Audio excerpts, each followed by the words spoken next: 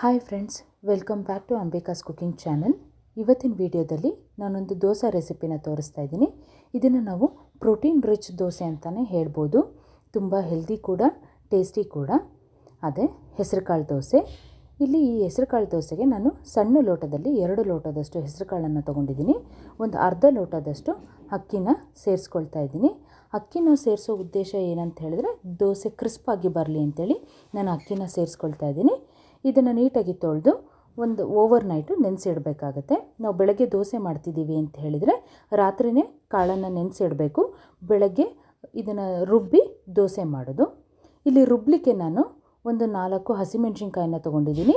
ಒಂದು 2 ಇಂಚಷ್ಟು ಶುಂಠಿನ ಹಾಕ್ಕೊಳ್ತಾ ಇದ್ದೀನಿ. ರುಚಿಗೆ ತಕ್ಕಷ್ಟು ಉಪ್ಪು. ಇದಿಷ್ಟನ್ನು ಹಾಕ್ಕೊಂಡು ಮೊದಲು ಇದನ್ನು ರುಬ್ಕೊಳ್ಳೋಣ. ಇವಾಗ ಇದೇ ಜಾರಿಗೆನೇ ನಾನು ಹೆಸರು ಕಾಳನ್ನು ಹಾಕ್ಕೊಂಡು ನುಣ್ಣಗೆ ರುಬ್ಕೊಳ್ತಾ ಇದ್ದೀನಿ. ಇದಕ್ಕೇನೆ ನಾವು ಹಸಿಮೆಣಸಿನ್ಕಾಯಿ ಶುಂಠಿ ಹಾಕಿರೋದ್ರಿಂದ ಈ ದೋಸೆಗೆ ಪಲ್ಯ ಬೇಕಾಗಿಲ್ಲ, ಬರೀ ಚಟ್ನಿ ಜೊತೆಗೇ ತಿನ್ಬೋದು. ನನಗಿಲ್ಲಿ ಹಿಟ್ಟು ಸ್ವಲ್ಪ ದಪ್ಪ ಅನ್ನಿಸ್ತು, ಸೊ ಹಾಗಾಗಿ ಇನ್ನೊಂದು ಸ್ವಲ್ಪ ನೀರನ್ನು ಮಿಕ್ಸ್ ಮಾಡಿಕೊಂಡು ಇದನ್ನು ಸ್ವಲ್ಪ ತೆಳ್ಳಗೆ ಮಾಡಿಟ್ಕೊಳ್ತಾ ಇದ್ದೀನಿ. ಈ ದೋಸೆಗೆ ಶೇಂಗಾ ಚಟ್ನಿ ಒಳ್ಳೆ ಕಾಂಬಿನೇಷನ್ನು. ಇಲ್ಲಿ ನಾನು ಒಂದು ಬೌಲಷ್ಟು ಶೇಂಗಾನ ತೊಗೊಂಡಿದ್ದೀನಿ. ಅದನ್ನು ನಾವು ಕೆಂಪಾಗೋವರೆಗೂ ಹುರಿದಿಟ್ಕೊಳ್ಳೋಣ. ಇದನ್ನು ನಾನಿವಾಗ ಒಂದು ಮಿಕ್ಸಿ ಜಾರಿಗೆ ಟ್ರಾನ್ಸ್ಫರ್ ಮಾಡ್ಕೊಳ್ತೀನಿ. ನಾನು ಇದನ್ನು ಸಿಪ್ಪೆ ಸಮೇತನೇ ಚಟ್ನಿ ಮಾಡ್ತಾಯಿದ್ದೀನಿ. ನಿಮಗೆ ಸಿಪ್ಪೆ ತೆಗಿಬೇಕನ್ಸಿದ್ರೆ ತೆಗೆದು ಕೂಡ ಮಾಡ್ಕೋಬೋದು.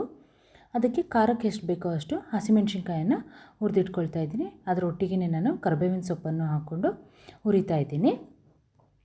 ಇಲ್ಲಿ ನೀವು ಹಸಿಮೆಣ್ಸಿನ್ಕಾಯಿ ಬದಲಾಗಿ ಒಣಮೆಣ್ಸಿನ್ಕಾಯಿ ಸಹ ಯೂಸ್ ಮಾಡ್ಬೋದು.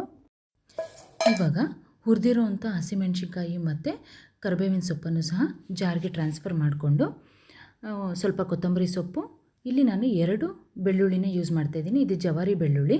ನೀವು ಹೈಬ್ರಿಡ್ ಯೂಸ್ ಮಾಡ್ತಿದ್ದೀರಂದರೆ ಒಂದು 3 ಎಸಳಾದರೆ ಸಾಕಾಗುತ್ತೆ.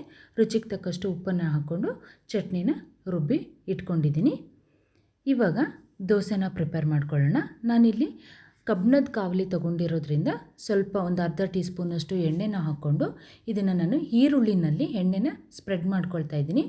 ಈರುಳ್ಳಿನಲ್ಲಿ ಸ್ಪ್ರೆಡ್ ಮಾಡ್ಕೊಳೋದ್ರಿಂದ ಈವನ್ ಆಗಿ ಎಣ್ಣೆ ಸ್ಪ್ರೆಡ್ ಆಗುತ್ತೆ ಮತ್ತು ದೋಸೆ ತಳ ಹಿಡಿಯೋದಿಲ್ಲ ಅಂತಲೂ ಹೇಳ್ತಾರೆ. ಸೊ ಹಾಗಾಗಿ ನಾನು ಈರುಳ್ಳಿನಲ್ಲಿ ಎಣ್ಣೆನ ಸ್ಪ್ರೆಡ್ ಮಾಡ್ಕೊಂಡಿದ್ದೀನಿ. ಇದನ್ನು ನಾವು ಎಷ್ಟು ತೆಳ್ಳಗೆ ಬೇಕೋ ಅಷ್ಟು ತೆಳ್ಳಗೆ ದೋಸೆನ ಹೊಯ್ಕೋಬೋದು. ಅದ್ರ ಮೇಲೆ ನಾನು ಸಣ್ಣಗೆ ಹೆಚ್ಚಿರೋಂಥ ಈರುಳ್ಳಿನ ಹಾಕ್ಕೊಳ್ತಾ ಇದ್ದೀನಿ. ಇದು ಒಳ್ಳೆ ಕಾಂಬಿನೇಷನ್ನು ಈ ಹೆಸರುಕಾಳು ದೋಸೆಗೆ. ಇದು ಬೆಂದಾದಮೇಲೆ ಸ್ವಲ್ಪ ಎಣ್ಣೆನ ಹಾಕ್ಕೊಂಡು ದೋಸೆನ ಸಣ್ಣ ಊರಿನಲ್ಲಿ ಬೇಯಿಸ್ಕೋಬೇಕಾಗುತ್ತೆ. ನೀವು ಈರುಳ್ಳಿ ಒಟ್ಟಿಗೆ ಕ್ಯಾರೆಟ್ ಮತ್ತು ಕೊತ್ತಂಬರಿ ಸೊಪ್ಪನ್ನು ಸಹ ಹಾಕ್ಕೋಬೋದು. ಅದೂ ರುಚಿ ಚೆನ್ನಾಗಿರುತ್ತೆ. ನೋಡ್ತಾ ಇರ್ಬೋದು ಎಷ್ಟು ಚೆನ್ನಾಗಿ ಲೈಟ್ ಬ್ರೌನ್ ಆಗಿ ಬಂದಿದೆ. ತುಂಬ ಕ್ರಿಸ್ಪಿ ಆಗಿತ್ತು.